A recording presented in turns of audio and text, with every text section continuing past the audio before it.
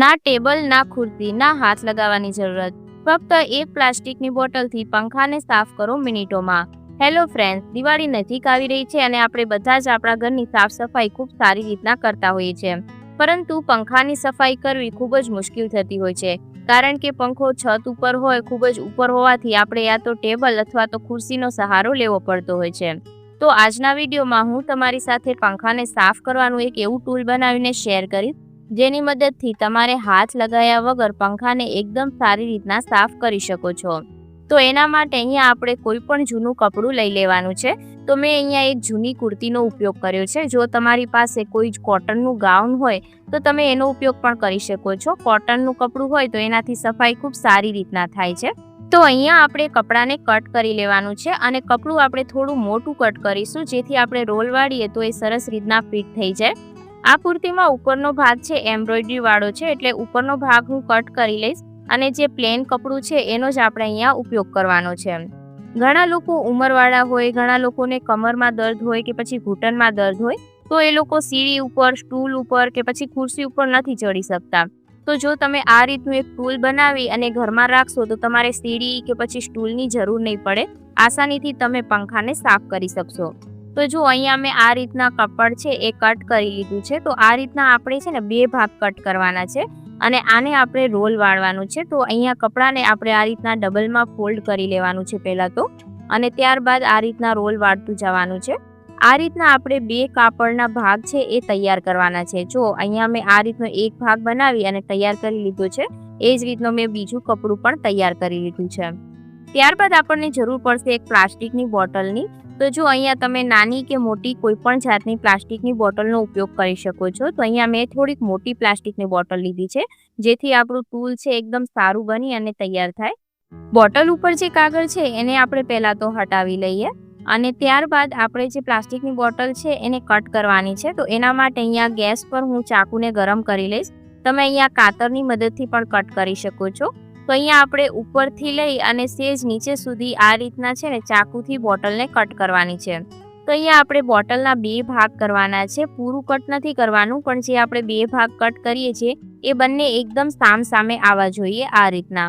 અહીંયા હું તમને પછી બતાવું કે કઈ રીતના બોટલને કટ કરવાની છે. તો અહીંયા નીચે સુધી આપણે કટ નથી કરવાનું, નીચે આપણે થોડું બાકી રાખીશું. જુઓ આ રીતના બોટલને કટ કરવાની છે. ઉપરનો ભાગ અને નીચેનો ભાગ થોડો થોડો છોડી દેવાનો છે. ત્યારબાદ જે બોટલનો ઢાંકણનો ભાગ છે એને પણ આપણે ચાકુને ગરમ કરી અને કટ કરી લઈએ. તમે અહીંયા કાતરની મદદથી પણ કટ કરી શકો છો, પણ જો તમે ચાકુને ગરમ કરીને કટ કરશો તો ખૂબ જ સરળતાથી કટ થઈ જશે. તો જો અહીંયા જે બોટલનો આગળનો ભાગ છે એને પણ આપણે આ રીતના કટ કરી લીધો છે અને આને આપણે ફેંકવાનો નથી, એનો પણ આપણે ઉપયોગ કરીશું. તો હવે શું કરવાનું છે કે અહીંયા મેં એક દોરો લઈ લીધો છે, પણ દોરો છે આપણે ખૂબ જ જે મજબૂત આવે એવો લેવાનો છે, તૂટી જાય એવો દોરો નથી લેવાનો. ત્યારબાદ શું કરવાનું છે કે જે આપણે કપડાનો રોલ બનાવીને રાખ્યો હતો એને આપણે આ રીતના બોટલની અંદર ફિટ કરવાનો છે. જો અહીંયા મેં તમને એટલા માટે કીધું હતું કે કપડું આપણે બોટલની સાઇઝ પ્રમાણે કટ કરવાનું છે. તો આ રીતના જે રીતની બોટલ છે એટલું મેં કપડું લીધું છે, પરંતુ જો કપડું મોટું હોય તો કપડાને થોડું અંદર ફોલ્ડ કરી દેવાનું અને આ રીતના એકદમ સારી રીતના બોટલની અંદર કપડાને આપણે ફિટ કરવાનું છે. આ ટૂલ તમે જો એક વખત બનાવશો તો તમારે વર્ષો સુધી આ ટૂલ ચાલશે. જ્યારે પણ તમારે પંખાને સાફ કરવો હોય તો તમે આ ટૂલનો ઉપયોગ કરી શકો છો. માર્કેટમાં ઘણા બધા ટૂલ અવેલેબલ છે, પરંતુ જો તમે બહારથી પૈસા ખર્ચ કરવા ના માંગતા હોય અને ઘરે જ કંઈ સારું એવું ટૂલ બનાવી અને તૈયાર કરવા માંગતા હોય તો આ રીતના તમે બનાવી અને તૈયાર કરી શકો છો. આમાં તમારે 1 પણ રૂપિયાનો ખર્ચ નહીં થાય.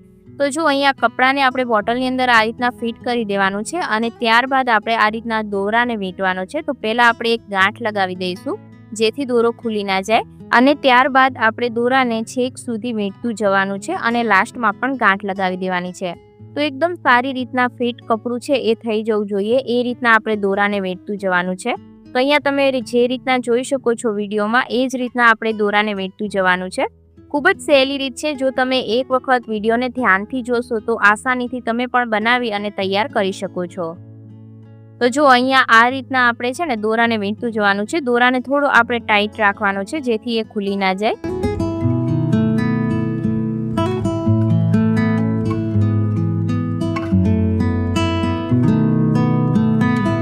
તો જો અહીંયા લાસ્ટમાં હવે આપણે શું કરવાનું છે કે એક ગાંઠ લગાવી દેવાની છે, એટલે એક બાજુથી આ કપડું છે એકદમ સારી રીતના ફિટ થઈ જાય. ત્યારબાદ આપણે બીજી બાજુથી પણ કપડાને એ જ રીતના ફિટ કરવાનું છે. તમે આ વિડીયો કયા ગામ કે કયા શહેરથી જોઈ રહ્યા છો એ મને કોમેન્ટ કરીને જરૂરથી જણાવજો, જેથી મને આઈડિયા આવે કે તમે આ વિડીયો કયા લોકેશન પરથી જોઈ રહ્યા છો અને તમે કયા ટોપિક પર વિડીયો છે એ જોવા માંગો છો આગળના, એ પણ મને કોમેન્ટ કરીને જરૂરથી જણાવજો. દિવાળી નજીક આવી રહી છે, તો જો તમે કોઈ દિવાળીથી રિલેટેડ કોઈ કોન્ટેન્ટ જોવા માંગતા હોય તો પણ તમે મને કોમેન્ટ કરી અને જણાવી શકો છો. તો જો અહીંયા એક સાઈડ આપણી તૈયાર થઈ ગઈ છે. હવે એ જ રીતના આપણે બીજી સાઈડ પણ તૈયાર કરવાની છે. તો બીજી બાજુ પણ આ રીતના કપડાને આપણે અંદર ફિટ કરી દઈશું.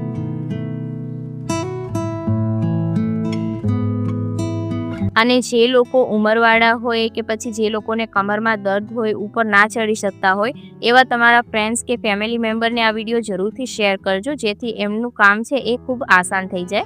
તો જુઓ, હવે બીજી બાજુ પણ આપણે આ રીતના દોરાને ગાંઠ લગાવી અને વીંટી દેવાનો છે.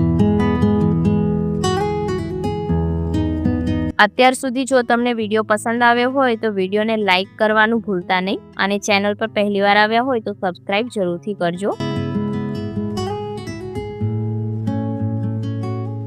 આ ટૂલ બનાવવામાં ફક્ત 10 મિનિટનો જ સમય લાગે છે. 10 મિનિટમાં બનાવી અને તમે તૈયાર કરી શકો છો. અને જ્યારે પણ તમને જરૂર હોય ત્યારે તમે આનો ઉપયોગ કરી શકો છો. આને ફક્ત એક વખત બનાવી અને તમે ગમે ત્યાં સ્ટોર કરીને રાખી શકો છો. તો જો આ રીતના મેં બંને બાજુથી એને ફિટ કરી દીધું છે. ત્યારબાદ શું કરવાનું છે કે અહીંયા એક સેન્ટરમાં રાઉન્ડ કરવાનું છે. તો આ રીતના મેં રાઉન્ડ કરી લીધું છે. ત્યારબાદ આજે આપણે બોટલનું ઢાંકણ કટ કરીને રાખ્યું હતું, એને આ રાઉન્ડની અંદર ફિટ કરવાનું છે આ રીતના. વિડીયોને ધ્યાનથી જોજો એટલે તમને આસાનીથી સમજ આવી જશે કે કઈ રીતના કરવાનું છે.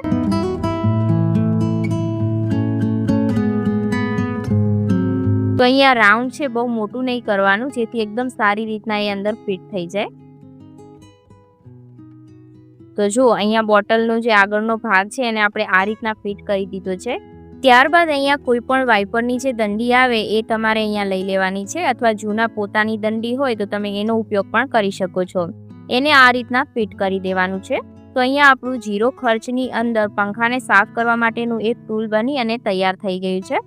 તો ચાલો જોઈએ હવે આનો ઉપયોગ કઈ રીતના કરવાનો છે. તો જે પંખાના પાંખડા હોય એની અંદર આપણે આ રીતના જે બોટલ છે એને આ રીતે અંદર પસાર કરી દેવાની છે, જેથી ઉપર અને નીચે બંને સાઈડથી પાંખડાની ક્લિનિંગ એકદમ સારી રીતના થઈ જશે.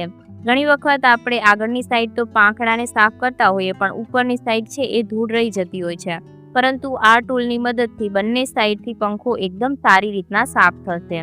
તમે અહીંયા જોઈ શકો છો કે આની અંદર કેટલી બધી ધૂળ અને માટી છે એ આવી રહી છે.